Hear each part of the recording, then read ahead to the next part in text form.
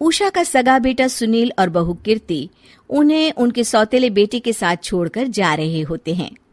बेटा, तेरी जब कमाई बढ़ जाएगी कम से कम तब तो मुझे तू लेने आ जाना।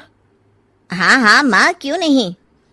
चलो भी, अब कितना लेट कर दिया है, टैक्सी इंतजार कर रही है बाहर। हाँ हाँ चलो।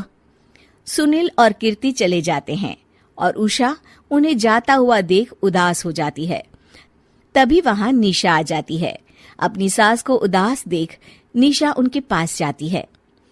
क्या हुआ मम्मी जी, आप तो बहुत सगा बेटा करती थी।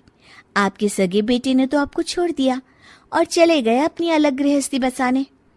देख बहू, मेरे बेटे को कुछ भी कहने की जरूरत नहीं है। मुझे यकीन है कि जब उसकी तनख्वाह बढ़ जाएगी तो वो मुझे लेने जरूर आ जाएगा। हाँ, ये भी देख लेंगे कि वो लोग आपको वापस लेने आते हैं या नहीं। तब तक तो आप भी यहीं हो और मैं भी। उषा अपने बेटे के ना होने से बहुत ही उदास रहने लगती है। उन्होंने खाना खाना भी छोड़ दिया। सुनिए जी, मम्मी जी ने आज भी कुछ नहीं खाया। जब भी खाने के बारे में पूछती हूँ तो कह देती हैं भूख नहीं है और अपने कमरे में ही बैठी रहती हैं। ये सुनकर ऋषभ अपनी माँ के पास खाना लेकर जाता है। माँ, सुनील बेटा आ गया तू? ओह, तू है। माँ, मैं खाना लाया हूँ, खा लीजिए प्लीज। आप ऐसे भूखी रहेंगी तो बीमार पड़ जाएंगी।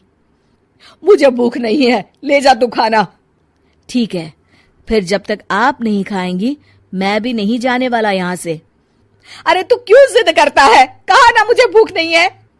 अरे मम्मी जी, आप खा भी लीजिए ना, ये कितने प्यार से आपको खिला रहे हैं, उसकी तो कदर कर लीजिए कम से कम। अरे तू क्यों बीच में हमेशा अपनी टांग अड़ाती है? ठीक है, लाओ दे दो। कम से कम खाने के बाद तुम दोनों तो इस कमरे से जाओगे। उषा खाना खा लेती है और ऋषभ और निशा ये देखकर खुश हो जाते हैं। चलो, कम से कम माँ ने खाना तो खा लिया। उषा एक दिन सुनील को फोन मिलाती है। हेलो बेटा सुनील, तू घर मिलने आ जाना बहू को लेकर। कितने दिन हो गए, बहुत मन कर रहा है मेरा। हाँ हाँ ठीक है माँ, ऑफिस में बहुत काम है, टाइम मिला तो आ जाऊंगा। सुनील फोन काट देता है। हेलो सुनील बेटा। सुनील की बात सुनकर उषा उदास हो जाती है। तभी वहां ऋषभ आ जाता है। माँ, ये देखो, मैं जलेबी लाया हूं तुम्हारे लिए, तुम्हें बहुत पसंद है ना? उषा जलेबी देखकर बहुत खुश हो जाती है। अरे वाह, जलेबी ला दे। उषा जलेबियां खा रही होती है और ऋषभ अपने कमरे में चला जाता है। देखा मम्मी जी, आपका ये कितना ख्याल रखते हैं, और प्यार सगे और सौतेले से नहीं आका जा सकता। आपको उदास देखकर ये आपके लिए तुरंत जलेबी ले आए, यही तो प्यार होता है। ये कहकर निशा वहां से चली जाती है और उषा सोचने लगती है, शायद तू ठीक कह रही है बहू। उषा देखती है कि ऋषभ उसका बहुत ख्याल रखता है और उसे उसकी गलती का एहसास होने लगता है। एक दिन सुनील और कीर्ति घर पर आते हैं। उषा उन्हें देखकर खुश हो जाती है।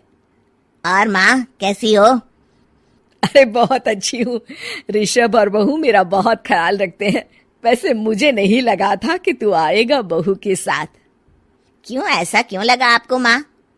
बेटा, फोन पर तूने कहा था कि तुझे बहुत काम है। हाँ माँ, पर मुझे ये भी तो पता था ना कि मेरी माँ इंतजार कर रही होगी मेरा। ना बेटा ना, मैं तो इंतजार नहीं कर रही थी, मैंने तो उम्मीद ही छोड़ दी थी। सुनील को यह देखकर अजीब लग रहा होता है कि उसकी माँ ऋषभ से अब बहुत अच्छे से बात कर रही होती है और उसके आने की उनको कोई खास खुशी भी नहीं होती है। अपनी माँ का ध्यान न पाकर उसे थोड़ी सी जलन महसूस होती है। माँ, ये देखो मैं क्या लाया हूँ, साड़ी तुम्हारे लिए। हाँ बेटा, अच्छी है साड़ी तो। अच्छी है तो फिर आप आज इसे पहनो और फिर कहीं घूमने चले जाते हैं। बेटा, ऋषभ ने भी मुझे साड़ी दी थी, आज तो मैं वही पहनूंगी। तेरी दी हुई साड़ी फिर कभी पहन लूंगी। सुनील को अब बहुत ही ज्यादा जलन हो रही होती है। उसे समझ नहीं आता कि अपनी माँ का ध्यान फिर से कैसे वो अपनी तरफ खींचे।